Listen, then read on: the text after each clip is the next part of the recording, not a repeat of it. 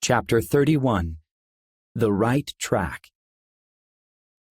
The Salt Lake Tabernacle was quiet and still on the afternoon of October 7th, 1945, as George Albert Smith stood to address the saints at General Conference.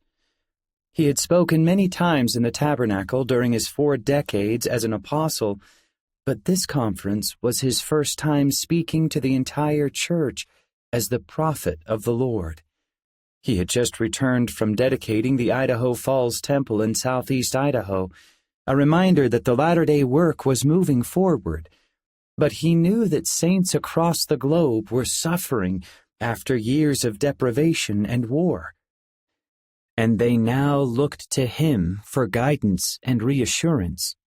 This world might have been free from its distresses long ago, President Smith told his audience, if the children of men had accepted the advice of him who gave his all. He reminded the saints of the Savior's invitation to love their neighbors and forgive their enemies. That is the spirit of the Redeemer, he declared, and that is the spirit all Latter-day Saints should seek to possess if they hope someday to stand in his presence and receive at his hands a glorious welcome home. Among church members, President Smith was known as a kind, peace-loving leader. When he was a younger man, he had composed a personal creed to guide his life. I would not seek to force people to live up to my ideals, but rather love them into doing the thing that is right, he wrote. I would not knowingly wound the feeling of any, not even one who may have wronged me, but would seek to do him good and make him my friend. Now, as he looked to the future, President Smith was especially concerned about helping saints whose lives had been shattered by war. Earlier that year, he had asked the Church Welfare Committee to create a plan for sending food and clothing to Europe. Shortly after the October conference, he met with several apostles to discuss shipping the goods overseas as soon as possible. Sending aid to Europe was no straightforward task. The church needed help from the United States government to coordinate relief efforts with so many countries. To work out the details, President Smith traveled to Washington, D.C. with a small group of church leaders. They arrived in the nation's capital on a cloudy morning in early November. Among their many meetings with government officials and European ambassadors was an appointment with Harry S. Truman, the President of the United States. President Truman welcomed the church leaders graciously, but he warned them that it did not make sense financially to ship food and clothing to Europe when its economy was bad and currencies unreliable. Their money isn't any good, he told President Smith. The prophet explained that the church did not expect to be paid. Our people over there need food and supplies, he said. We want to help them before winter sets in. How long will it take you to get this ready? President Truman asked. We are ready right now, the prophet said. He described the stores of food and supplies the saints had gathered, along with over 2,000 quilts sewn by relief societies during the war. The church simply needed help transporting these goods to Europe. You are on the right track, President Truman said, shocked at the saints' preparedness. We will be glad to help you in any way we can. Before leaving, President Smith told President Truman that the Latter-day Saints were praying for him. The prophet gave him a leather-bound copy of A Voice of Warning, a missionary tract written by Apostle Parley P. Pratt in 1837. It struck President Smith that during Elder Pratt's lifetime, the saints were barely surviving. They never could have sent aid across the ocean to thousands of struggling people. But over the past century, the Lord had taught the saints how to be ready for times of distress, and President Smith was happy they could now act quickly. As the church prepared to ship aid to Europe, Helga Bert continued her service as a missionary in Berlin. Germany was still in disarray months after the war. Both the city of Berlin and the country as a whole had been divided into 4 zones, each controlled by a different occupying nation. Since the war had left most German saints homeless, they often sought help from Helga and the other missionaries at the mission home. Herbert Klopfer, the acting mission president in Eastern Germany, had died in a Soviet prison camp, so his counselors, Paul Lengheinrich and Richard Renglach, led efforts to minister to the refugees. Needing more space to house these saints, the two men received permission from military leaders to move the mission home to an abandoned mansion in the American-controlled zone in western Berlin. Helga's hometown of Tilsit, meanwhile, was in a part of Germany under Soviet control, and she had no idea how to find her father and mother or her brother Henry, who was missing in action. Nor could she easily learn the whereabouts of friends and former branch members. In the fall of 1945, Helga received a letter from her Aunt Lucia.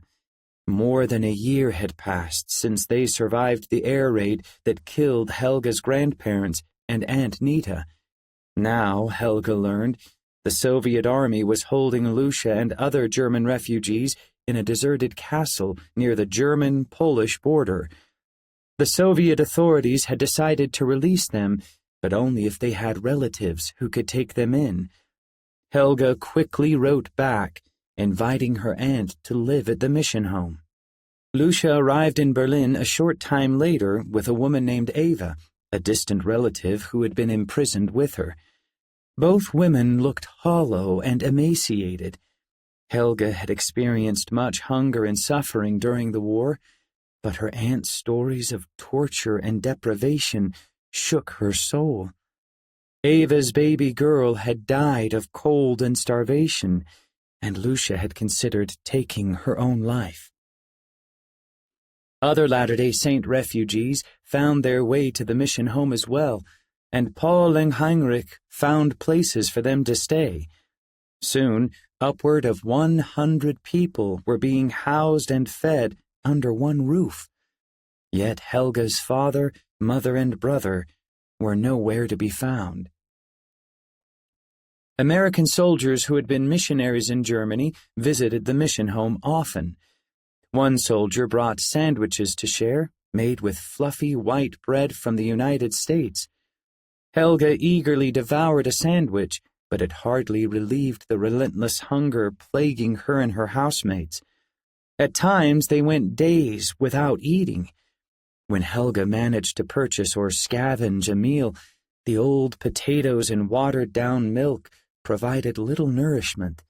She was so weak that some days she could not get out of bed.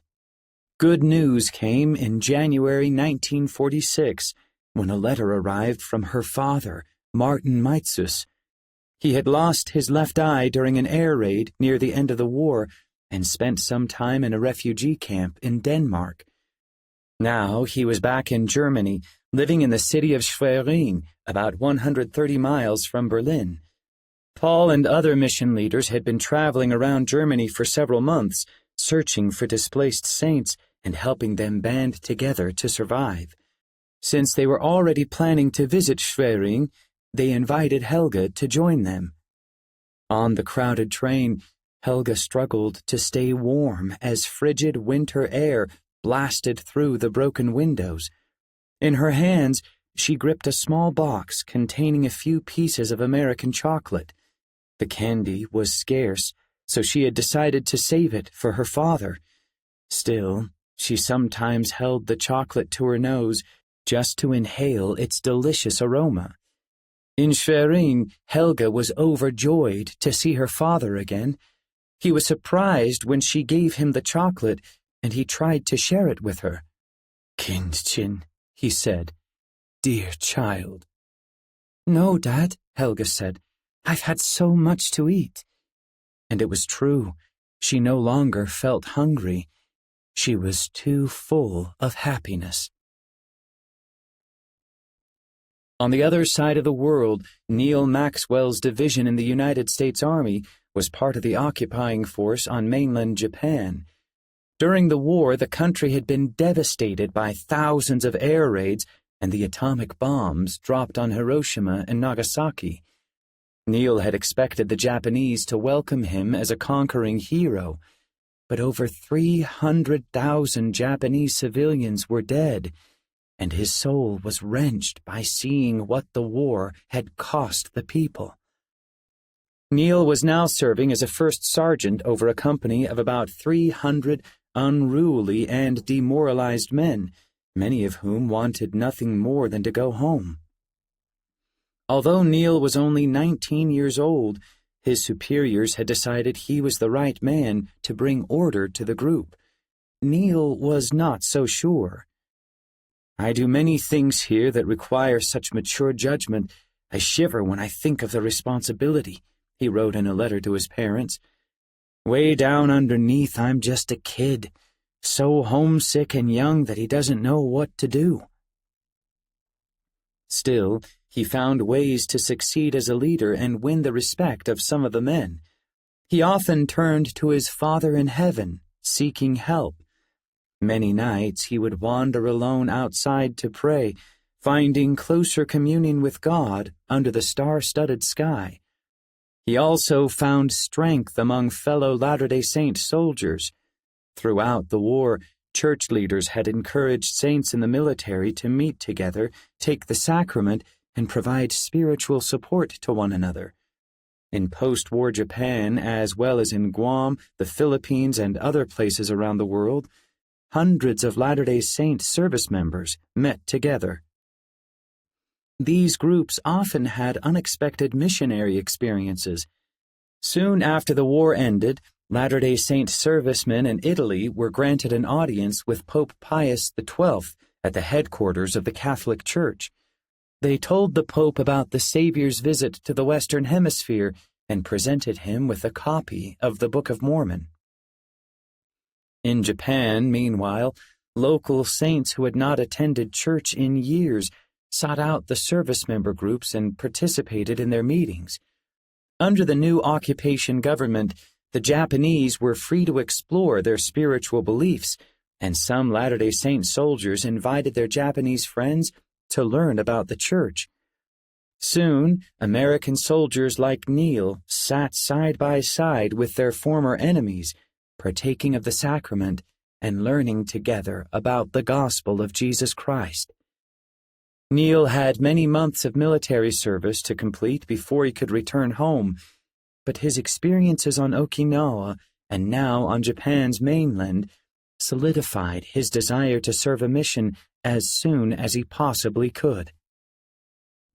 "There's a field of men ripe for the gospel who are just as Christian as ourselves," he wrote to his family back home, "but have a great need of the gospel to guide them." Back in Germany, Pauling Heinrich contacted the head of the Soviet forces in Berlin. Thousands of Latter-day Saint refugees were now living in Soviet-occupied areas, and Paul was concerned for their welfare. "Because of Hitler's unfathomable actions," he wrote, "many of our members are now on the highways, without home or homeland, banished and cast out." Paul asked the commander for permission to purchase food and transport it to these saints. As a former genealogical researcher for the German government, he also felt prompted to ask if he could search for caches of important records, which the Nazis had hidden in remote areas of the country to protect them from damage or theft.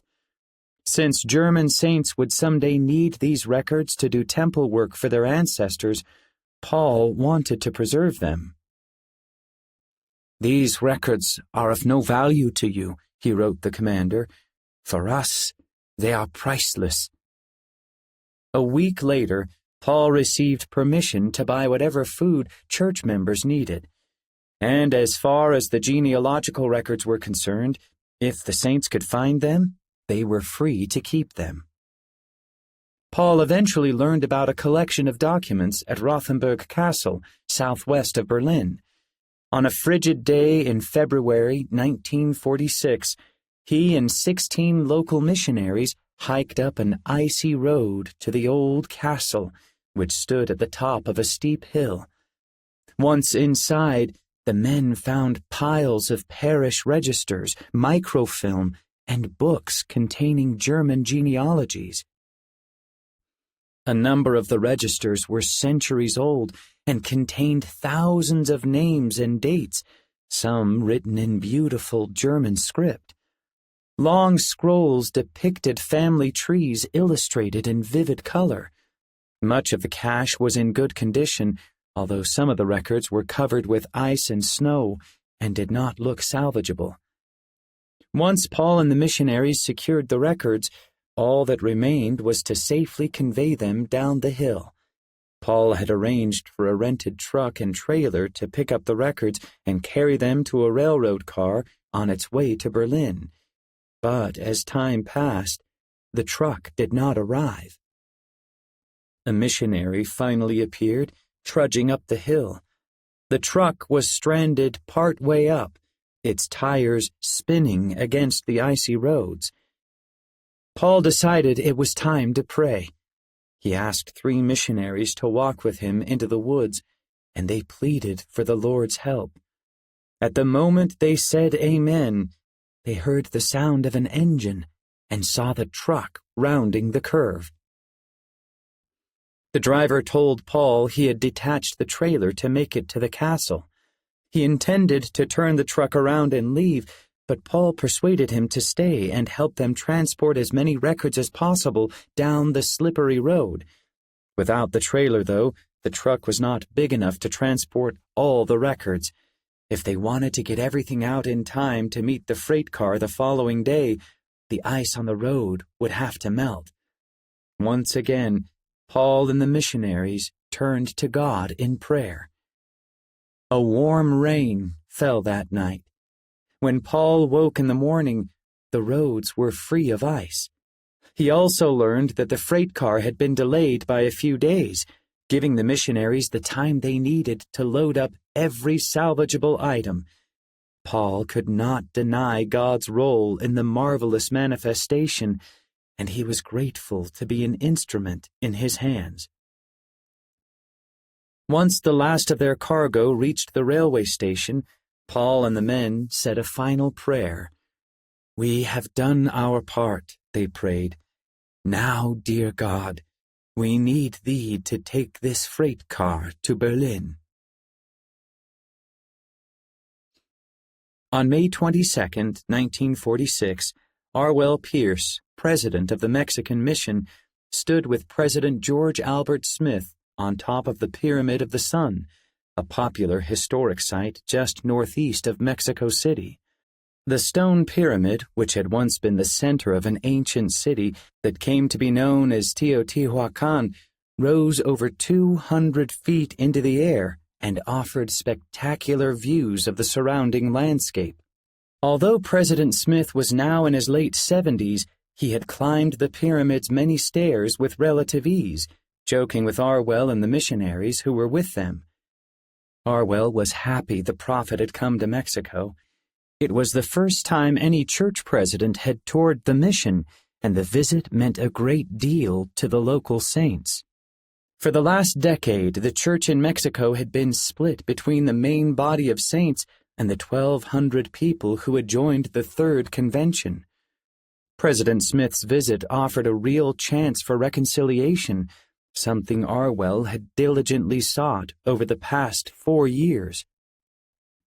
When Arwell became president of the Mexican Mission in 1942, the schism between the Third Conventionists and the other saints in Mexico ran deep. When Arwell was set apart by the First Presidency, J. Reuben Clark had charged him with trying to heal the breach. At first, the Conventionists were suspicious of the new mission president. Like his predecessors, Arwell was a U.S. citizen, and the Conventionists did not receive him warmly. Instead of trying to force them to see the error of their ways, Arwell decided to earn their trust and friendship. He began attending Third Convention meetings and developed a friendship with Abel Páez, the leader of the organization, as well as other Conventionists. The more time he spent with them, the more he thought that reunification was possible. The Conventionists still kept their faith in the core doctrine of the restored gospel. They continued to administer church programs, and they believed in the Book of Mormon. If he could help them see all they were missing by separating themselves from the body of the saints, he believed they would return, but he would have to proceed carefully. "We haven't done much good in the past with harsh methods," he informed the First Presidency. "Let us hope that kindness and sane, patient reasoning may do some good." Under the First Presidency's direction, Arwell led efforts to build or remodel several chapels in Mexico, addressing a shortage that had troubled conventionists when they first broke from the church. He also met often with Abel to encourage him to seek a reconciliation. "What you here in Mexico really need is a stake organization," he told Abel and the conventionists. "We cannot have a stake in Mexico until we are more united." He reminded Abel that the conventionists were foregoing temple blessings. In 1945, the first Spanish-language endowments took place in the temple in Mesa, Arizona. Although many of the Mexican saints could not afford a trip to Mesa, Arwell said he believed there would someday be temples in Mexico that Abel and so many other conventionists could enter. One day, Arwell received a phone call from Abel. He and a few other Third Convention leaders wanted to meet with him to discuss a reconciliation. The men talked for nearly 6 hours. Eventually, after recognizing ways they had erred, Abel and the others decided to appeal to the First Presidency to be readmitted as members of the church. President Smith and his counselors reviewed the request and decided that if conventionists were willing to sever their relationship with the group and sustain the president of the Mexican mission, they could again be members of the Church of Jesus Christ. Now, as Arwell toured the mission with President Smith, they spoke with conventionists who wanted to return. "There has been no rebellion here," President Smith observed. "Only a misunderstanding." On May 25, 1946, Arwell took President Smith to the Ermita branch in Mexico City. More than 1,000 people, many of them members of the Third Convention, crowded into the small chapel and an overflow pavilion to hear the prophet speak. Some conventionists worried that President Smith would condemn them, but instead, he spoke of harmony and reunion. Afterward, most conventionists committed to return fully to the church. A few days later, at a meeting of nearly 500 saints in the city of Tecalco, Abel thanked President Smith for coming to Mexico. "It is our purpose to follow the leadership and instructions of the general authorities of our church and the president of the Mexican mission," he told the congregation. "We are following a prophet of the Lord."